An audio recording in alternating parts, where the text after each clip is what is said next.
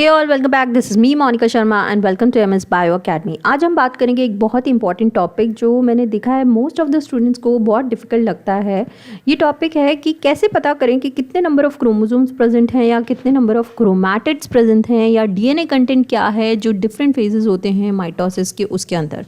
तो माइटोसिस के फेजेस के बारे में आपको पता ही होगा। माइटोसिस के कितने फेजेस होते हैं? हमारे 4 फेजेस होते हैं mainly, prophase, metaphase, anaphase and telophase, right, followed by the cytokinesis. Right, यहाँ पे साइटोकाइनेसिस सबसे एंड में होता है जब जिसमें सेल्स जो होता है वो डिवाइड हो जाता है 2 डॉटर सेल्स के अंदर। करेक्ट। तो ये हो गया हमारा, ये पूरा का पूरा कहलाता है हमारा माइटोसिस। अब आपको पता होगा सेल साइकिल कैसे घूमती है। सेल साइकिल में G1 फेज होता है, देन उसके बाद S फेज आता है, देन उसके बाद G2 फेज आता है and then finally M phase आता है और ये ऐसे साइकिल चलती रहती है। Right, so this is your cell cycle. Now होता क्या है, ये जो G1 और G2 फेज है यहाँ पे तो सिर्फ ग्रोथ होती है, मीन सेल प्रिपेयर होता है सिर्फ डिविजन्स के लिए।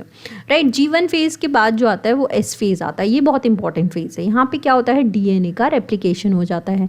मीन्स जो डीएनए की जो कॉपी है वो 2 में बन जाती है ताकि जो 2 डॉटर सेल्स बने ना माइटोसिस के वक्त, उनको बराबर बराबर डीएनए या बराबर बराबर क्रोमोसोम का अमाउंट मिल जाए। राइट, जो पेरेंट सेल के पास था। तो पेरेंट सेल से हमेशा माइटोसिस में क्या होता है, पेरेंट सेल जो होता है वो क्या होता है, 2n नंबर होता है, डिप्लॉयड नंबर होता है। और जो डॉटर सेल्स बनते हैं, 2 डॉटर सेल्स जो बनेंगे वो भी क्या होते हैं, 2n ही होते हैं। तो ये 2n कैसे पॉसिबल होगा? ऑब्वियसली जब ये 2n बीच में S फेज के दौरान डबल होगा। करेक्ट, इसका कंटेंट डबल हो जाएगा, 4C हो जाएगा कंटेंट। देखिए डीएनए का जो कंटेंट होता है ना उसे हम C से लेबल करते हैं, इसको बोलते हैं डीएनए कंटेंट। तो 4C हो जाएगा। ऑलराइट, तो अभी ये थोड़ा सा डिस्कस कर लेते हैं कि क्या रूल्स होते हैं क्रोमोसोम नंबर पता करने के, क्रोमैटिड पता करने के। तो हमने थोड़ा सा बेसिक समझ लिया सेल साइकिल के बारे में। अब रूल नंबर 1 क्या है? रूल नंबर 1 है कि जितने भी आपको सेंट्रोमियर दिखे ना उतने ही आपके क्रोमोसोम प्रेजेंट होंगे। फॉर एग्जाम्पल अगर आपको कोई इमेज दे रखी है और बोला जाए, जैसे कि ये इमेज है, इसमें आपको बोला जाए कि इसमें कितने क्रोमोसोम प्रेजेंट हैं, तो आपको पता है कि क्रोमोसोम के जो P और Q आर्म होते हैं वो सेंट्रोमियर से अटैच्ड होते हैं। राइट, तो जितने भी आपको सेंट्रोमियर दिखें उतने ही आपके क्रोमोसोम होंगे। तो दैट मीन्स अगर ये मैं इमेज आपको दे दूं तो इसमें आप सीधे सीधे देख के बता सकते हो कि एक सेंट्रोमियर है तो दैट मीन्स एक क्रोमोसोम प्रेजेंट है हमारे पास। राइट, तो ये हो गया एक क्रोमोसोम। सिमिलरली अगर मैं एक ऐसी इमेज बना के दे दूँ आपको और मैं आपसे पूछूं इसमें बताइए कितने क्रोमोसोम है, तो यहाँ पे भी आप एक ही सेंट्रोमियर देख रहे हो। दैट मीन्स ये भी क्या है, ये एक पूरा का पूरा एक क्रोमोसोम ही है आपका। राइट, अब मान लो मैं एक इमेज ऐसी कुछ दे दूँ, ऑलराइट, या फिर ऐसी कुछ दे दूँ। ओके, और अब मैं आपसे पूछूं इनके अंदर बताइए कितने क्रोमोसोम हैं। तो इस वाले में तो कितने क्रोमोसोम दिख रहे हैं आपको, एक सेंट्रोमियर ये दिख रहा है, एक सेंट्रोमियर ये दिख रहा है, मतलब 2 सेंट्रोमियर दिख रहे हैं। दैट मीन्स यहाँ पे कितने हैं, 2 क्रोमोसोम्स आपको नज़र आ रहे हैं। राइट, सिमिलरली अगर इसके अंदर देखूँ तो इसमें भी मुझे 2 सेंट्रोमियर नज़र आ रहे हैं। दैट मीन्स ये भी क्या है, 2 क्रोमोसोम्स प्रेजेंट हैं। लेकिन अब डिफरेंस क्या है इनमें, जब सारे ही ऐसे सिंपल दिख रहे हैं तो डिफरेंस क्या है इसमें और इसमें, क्योंकि 1 क्रोमोसोम है, या इसमें जिसमें 2 क्रोमोसोम्स ही हैं। डिफरेंस है इनमें क्रोमैटिड्स का। क्रोमैटिड क्या होता है? क्रोमैटिड होता है क्रोमोसोम की कॉपी। ठीक है, जब डीएनए रेप्लिकेशन होता है ना एस फेज के टाइम, उस टाइम क्या होता है, क्रोमोसोम जो होता है, जैसे कि ये जो क्रोमोसोम था ये अपनी एक कॉपी बना लेता है। ठीक है, ये अपनी एक कॉपी बना लेगा, तो ये एक और कॉपी बन गई इसकी। तो अभी ये क्या हो गया, इस फॉर्म में आ गया। राइट, तो ये डुप्लीकेटेड क्रोमोसोम है हमारा, जहाँ पे हमारी कॉपी बन गई है। तो कॉपी का क्या मतलब है, ये जो अब जो बना ना ये कॉपी, ये बेसिकली क्या है, सिस्टर क्रोमैटिड्स हैं ये 2। राइट, तो ये 2 सिस्टर क्रोमैटिड्स बन गए हैं हमारे। ओके, तो दैट मीन्स हम बोल सकते हैं एक क्रोमोसोम में 2 सिस्टर क्रोमैटिड्स होते हैं। राइट, तो अभी यहाँ पे आप देखिए, यहाँ पे आपको कितने क्रोमैटिड दिख रहा है, सिर्फ एक क्रोमैटिड दिख रहा है। यहाँ पे कितने हैं, एक तो ये हो गया और एक ये है ही। राइट, एक ये हो गया। तो यहाँ पे आपको 2 क्रोमैटिड्स दिख रहे हैं। राइट, और यहाँ पे आपको सिर्फ 1 क्रोमैटिड दिख रहा है। तो डिफरेंस समझ में आ गया, है क्रोमोसोम दोनों 1 ही, क्योंकि सेंट्रोमियर एक है, लेकिन यहाँ पे सिर्फ 1 क्रोमैटिड है, यहाँ पे 2 सिस्टर क्रोमैटिड्स प्रेजेंट है। सिमिलरली इसमें देखो यहाँ पे 2 क्रोमोसोम्स हैं क्योंकि 2 सेंट्रोमियर हैं। राइट, लेकिन क्रोमैटिड देखो क्रोमैटिड यहाँ पे एक ये है एक ये है, मीन्स 2 क्रोमैटिड हैं यहाँ पे। लेकिन दूसरी इमेज में देखो इसमें कितने क्रोमैटिड हैं, 1 and 2, 3 and 4, राइट। तो टोटल कितने हैं यहाँ पे, 4 क्रोमैटिड्स प्रेजेंट हैं। ओके, तो यही डिफरेंस है इन इमेजेस में। तो ऐसे आपको क्वेश्चंस आ जाते हैं, तो बहुत इजी है इनको सॉल्व करना, और कोई डिफिकल्ट नहीं है। आई होप सिंपल हो गया होगा थोड़ा सा अभी।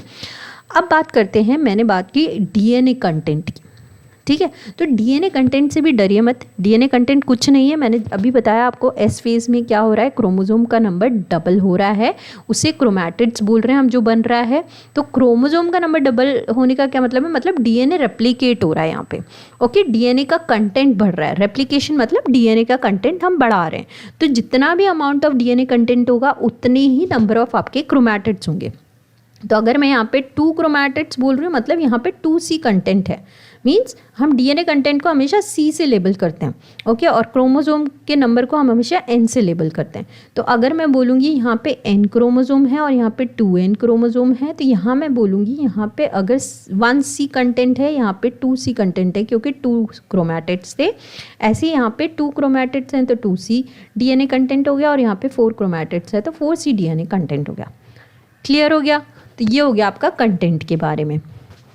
ऑलराइट, होता क्या है, देखो ये जो स्टेज है ना, ये वाली स्टेज है आपकी बिफोर रेप्लिकेशन।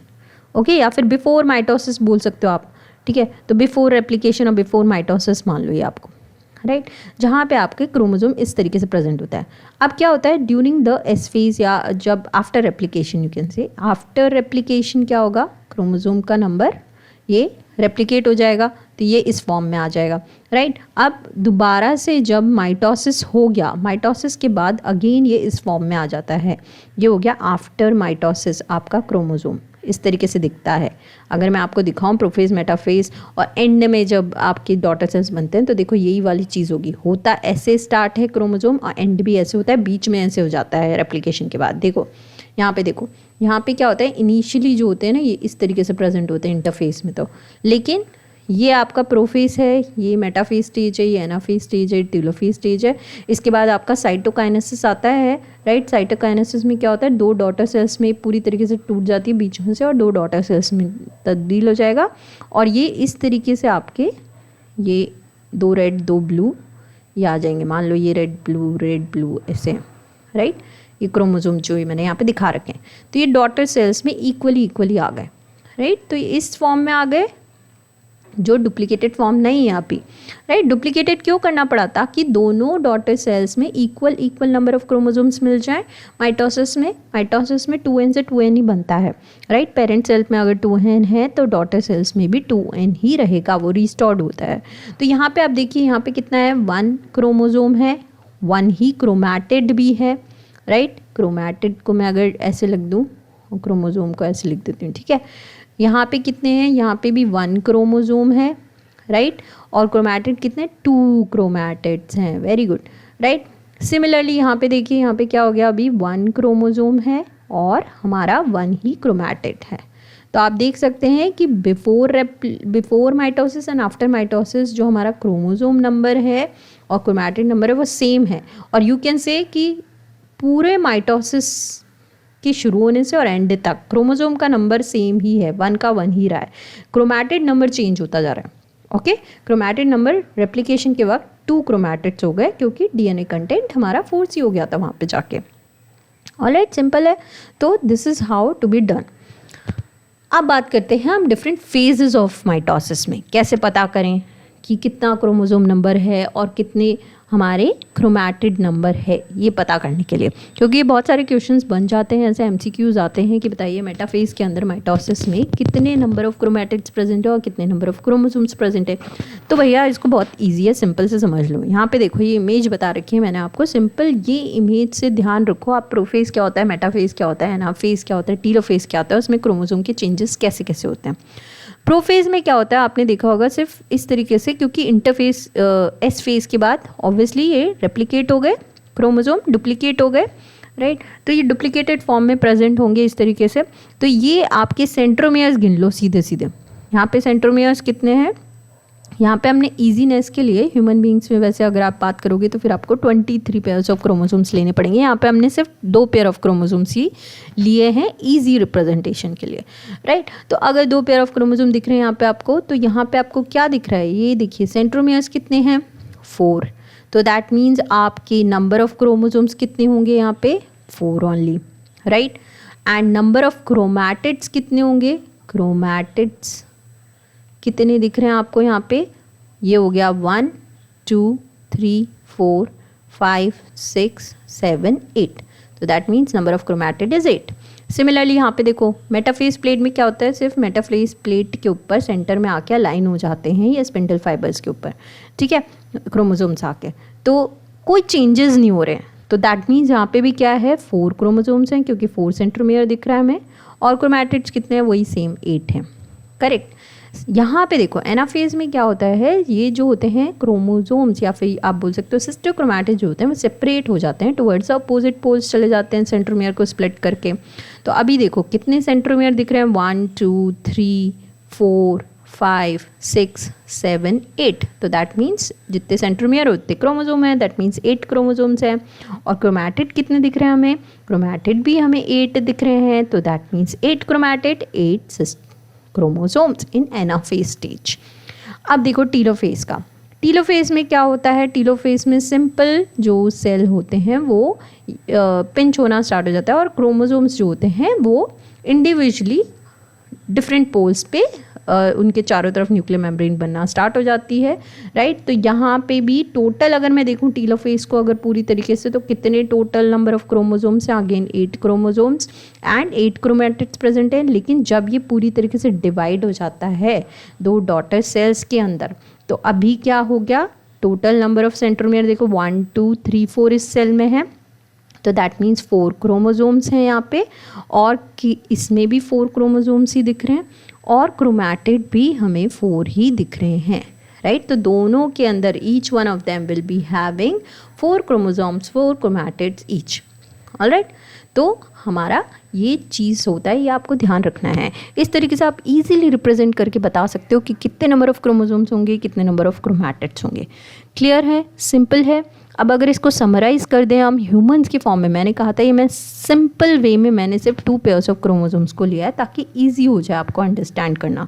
लेकिन ह्यूमन बींग्स के अंदर वी नो n = 23 होते हैं, मीन्स 23 पेयर्स ऑफ क्रोमोसोम्स हैं, मतलब टोटल 46 क्रोमोसोम्स को अगर हम लेके चलें तो कैसे चेंजेस होंगे। क्योंकि नॉर्मली जो क्वेश्चंस बनेंगे वो आपके ह्यूमंस के ऊपर ही बनेंगे कि अगर इतने हैं तो बताइए प्रोफेज में कितने नंबर ऑफ क्रोमोसोम्स होंगे ह्यूमन बींग्स में, ठीक है, या फिर एनाफेज स्टेज में कितने नंबर ऑफ क्रोमोसोम्स होंगे या कितने नंबर ऑफ क्रोमैटिड्स होंगे।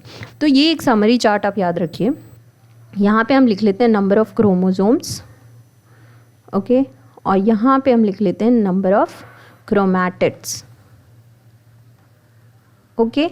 और n हमें पता है, नंबर ऑफ क्रोमोसोम जो हैप्लॉइड नंबर है ह्यूमन बींग्स के अंदर है वो होता है 23, और 2n जो होता है वो क्या होता है 46 क्रोमोसोम। तो ये एक याद रखें, इंटरफेस में हमेशा 2n नंबर होता है, मींस 46 क्रोमोसोम्स प्रेजेंट होते हैं, ठीक है। तो अगर मैं यहाँ लिख दूँ, यहाँ पे प्लॉइडी लिख देती हूँ मैं 2n, okay. So this will be 46 and again number of chromatids will also be 46, okay. But जैसे इंटरफेस हो जाता है, मतलब एस फेज हो जाता है, तो यहाँ पे क्या होता है, डीएनए का रेप्लिकेशन हो जाता है। डीएनए का रेप्लिकेशन का मतलब मैंने आपको बताया था कि क्या हो जाएगा, ये इस तरीके से क्रोमोसोम था, ये क्या होगा, डुप्लीकेट हो जाएगा, ऑलराइट। तो यहाँ पे अभी क्या होगा, क्रोमोसोम का नंबर तो वही रहने वाला है 2n, लेकिन होगा क्या, तो 2n मतलब 46 ही रहने वाला है, लेकिन क्रोमैटिड क्या हो जाएगा, वो इसका डबल हो जाएगा। क्योंकि एक क्रोमोसोम के अंदर कितने क्रोमैटिड दिख रहे हैं आपको, 2 क्रोमैटिड्स, राइट। तो दैट मीन्स 46 क्रोमोसोम्स में कितने होंगे, 46 × 2 92 क्रोमैटिड्स, राइट। सो यहाँ पे 92 लिख देते हैं। मेटाफेज में क्या होगा, मेटाफेज में भी सेम वही 2n रहने वाली है प्लॉइडी, क्योंकि क्रोमोसोम नंबर तो उतना ही रहता है, करेक्ट। हमने देखा था सिर्फ मेटाफेज प्लेट पे आके अरेंज हो जाते हैं ये, और हमारा क्रोमैटिड्स भी वही रहने वाला है 92 का 92। एनाफेज में क्या होता है, स्प्लिट हो जाते हैं। स्प्लिट होते ही क्या होता है, क्रोमोसोम का नंबर 4n हो जाता है, डबल हो जाता है, राइट। तो दैट मीन्स यहाँ पे 4n मतलब 92 क्रोमोसोम्स आ जाएंगे अभी, और क्रोमैटिड्स भी हमारे 92 ही रहेंगे। टीलोफेज में क्या होगा, टीलोफेज में भी सेम वही 4n रहता है, 92 एंड 92। साइटोकाइनेसिस में क्या होता है, again it will come back to 2n number, okay, क्योंकि 2 डॉटर सेल्स बन रहे हैं तो 4n जो होगा वो स्प्लिट हो जाएगा 2 में, 2n में, राइट। तो दैट मीन्स यहाँ पे बैक टू 46 क्रोमोसोम जहाँ से हमने स्टार्ट किया था वहीं पे आ जाएंगे, और हमारे क्रोमैटिड्स भी अगेन बैक टू 46 आ जाएंगे, तो एंड में रिस्टोर्ड हो जाता है। तो ये आप एक समरी टेबल याद कर लीजिए, ईजी है बहुत समझना। अगर आपको स्टेजेस याद हैं तो वो पिक्चर अपने दिमाग में रखिए, इस पिक्चर को, ये जो क्रोमोसोम्स की मैंने बना के बता रखी है आपको, प्रोफेज, मेटाफेज, एनाफेज, टीलोफेज और साइटोकाइनेसिस के वक्त, इनको बस इमेजेस को अपने माइंड में रखिए।